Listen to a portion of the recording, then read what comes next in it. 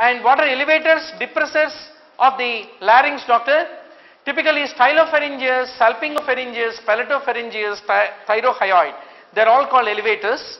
Secondary elevators are mylohyoid, digastric and stylohyoid and geniohyoid. Can you tell me, stylohyoid is basically supplied by which cranial nerve, doctor?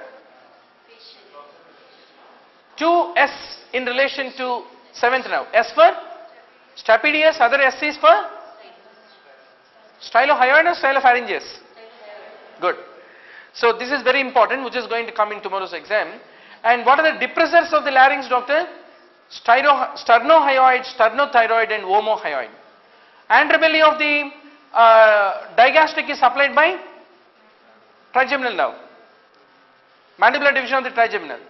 Posterior belly is supplied by facial once more. Right? Correct or not? Good, good. Nowadays it is continuing like that only, no? So, whiff test is basically used for what, doctor? For the bacterial vaginosis where clue cells are also found. Young female with greenish colored vaginal discharge, then what do you want to suspect? Trichomonas vaginalis leads to that. Strawberry colored dots will be found with erythema and edema. Treatment of high grade severe dysplasia in a old female who has already finished her family, 40 years above, don't wait, do hysterectomy. Then what structures are seen to the vestibule, doctor? Bartholin's duct but not Bartholin gland is what need to be remembered. And what is the prerequisite for the ventouse application, doctor? There should not be any bony resistance. The head of the baby must be engaged and the cervix should be dilated at least 6 centimeters. They are the 3 important rules before applying the ventouse. Bimanual pelvic examination is best done in a dorsal and legs flexor position. Therapeutic hysteroscopy typically is indicated in which conditions, doctor? There are 4 important indications for not a diagnostic, therapeutic hysteroscopy.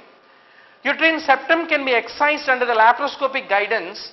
Asherman syndrome's adhesions can be basically removed, and if there is an IUCD or polyp embedded, that can be taken care, and endometrial ablation can be done using a CO2 laser and diathermy. So in the case of the dysfunctional bleeding, so in all these situations therapeutically hysteroscopy can be used.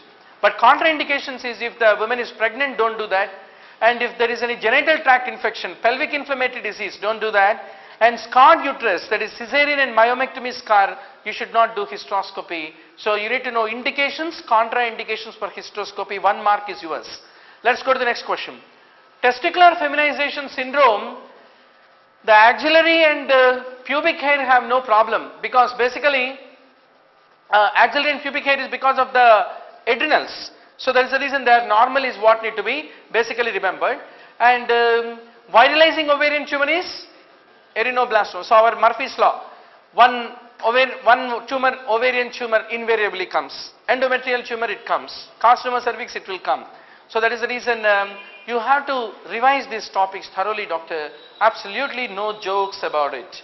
And how to differentiate adrenal tumor versus that of a viralizing ovarian tumor? Favorite question of the examiner.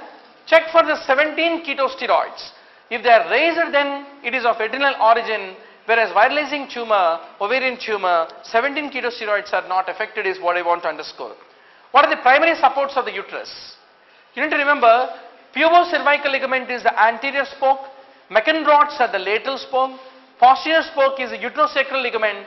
These 3 are the triradiate condensation of the endopelvic fascia, which will be the supports of the uterus and bladder, is what I want to underscore. In this, broad ligament is not included, right? So that is the reason it is the exclusion. Semen analysis, if there is 20 million count, then what it is? I think recent PGI paper also, what is the normal according to the WHO classification, what is the normal sperm count was the question. So semen analysis, 1 question, it will come, doctor. You must do it correctly. 60 to 120 million per ml, and motility will be about 80 to 90%, and azoospermia denotes absence of sperms. 10 to 20 million is oligo, which is mild when the count is 10 to 20. Moderate if it is 6 to 10 million, and if it is less than 5 million, then oligospermia is considered to be very severe, is what need to be remembered. How is RU486 will be working, doctor? Is it by preventing fertilization, or after fertilization is happened, it will do the next step of it? the next step of it. So it has nothing to do with the fertilization as such. In the Rokitansky-Hustner-Kostner syndrome, what do you see, doctor? Double uterus or agenesis of the vagina and uterus? You don't find any double uterus there. So what is that surgery where reconstruction of vagina is done called? McIndoe's operation is what need to be remembered. Placental separation. If it has happened, if you have done a good obstetrics posting, you can answer it very easily. So what happens? Lengthening of the cord will be there. Uterus become much more globular, and there is a gush of blood. So all these important features need to be appreciated. When do you call it as a placenta increta, doctor? When the villi are penetrating into the underlying layers of the uterus. HCG, when will it be maximum? When will it stop appearing? These are all important. So by 60 to 70 days of pregnancy, the blood and urine values will be between 100 to 200 international units. And it will be, is it 100 or is it 100? Normal value? The concentration will be slowly falling. By the time it is about 100 to 130 days, it will be falling to as low as 10 to 20 is what I want to underscore. Occipito-postural position is basically because of deflexed or flexed head. Deflexed. So these are all commonly asked questions. Which is the longest vertical diameter? Diameter, which is the smallest diameter, and while doing the, these things you have to be sure about, doctor. So suboccipito-bregmatic, is it the smallest diameter? Which is the longest? Mentovertical. Non-immune hydrops is found in all these conditions mentioned. Naegeli means one side, Roberts means both sides. Mechanism of action for the IUCD basically is, it prevents implantation, nothing to do with the ovulation. Laparoscopy, where is it contraindicated, doctor?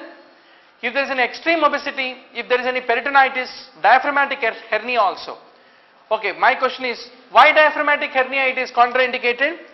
Because for doing laparoscopy, you need to place the patient in the Trendelenburg's position, which can worsen the diaphragmatic hernia, umbilicated hernia, previous abdominal scar, if there is any peritonitis, if there is a large uterus, abdominal tumor, if there is extreme obesity, cardiac or respiratory disease, then laparoscopy is contraindicated is what need to be remembered. So how do you want to treat the breech with the aftercoming head?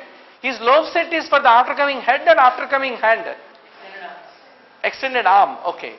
So what is the complication of vasectomy, doctor? There can be a development of a sperm granuloma, recanalization can occur at a later point of time, scrotal hematoma if you have not properly ligated the vessels, and wound sepsis can occur, but that should not stop from doing the vasectomy. And what is the centochromone, doctor? Is it non-steroidal or steroidal? Non-steroidal but synthetic. Okay, by mistake you remember it as a steroidal non-synthetic.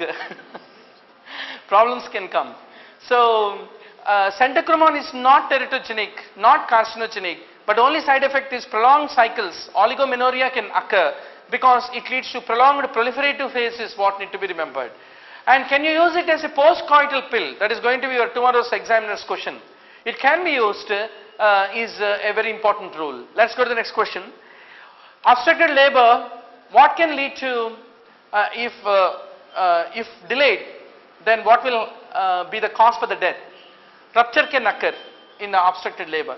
Toxoplasmosis, more commonly starch group of infections, only perinatally they become transmitted. So that is the reason third trimester would be the correct choice.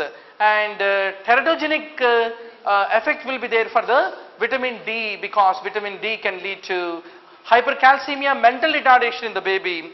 Just like vitamin A also in excess can lead to the teratogenic effects is what need to be remembered. So thank you, doctor.